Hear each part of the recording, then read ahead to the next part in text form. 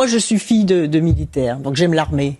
Je ne suis pas suspectée de mettre en cause la parole de l'armée. Mon grand-père était général, mon père était lieutenant-colonel. J'aime l'armée. Mais quand on fait jouer un rôle comme celui qu'on vient de faire jouer au chef d'état-major des armées, ça va à l'encontre des intérêts de la patrie, précisément. Puisque la France est membre du Conseil de sécurité. Donc la France, elle doit être acteur de paix et pas acteur de guerre. Et c'est le contraire qui est en train de se passer. Pour semer la pagaille, peut-être pour se dire, mais finalement, si la France entre en guerre, il n'y aura pas d'élection présidentielle. Donc si c'est ça le rêve inconscient d'Emmanuel Macron, il doit rendre des comptes et venir s'expliquer. Et l'Assemblée nationale doit se saisir de ce problème pour savoir exactement ce qui se passe.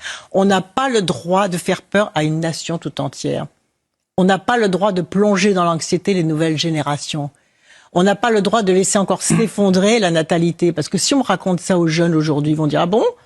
Et en plus la natalité vient de s'effondrer ?» On aura encore moins d'enfants. Pour faire des soldats ? Mais qu'est-ce que c'est que cette histoire ? Il n'y a pas un autre destin quand même à promettre à la nation ? C'est intolérable.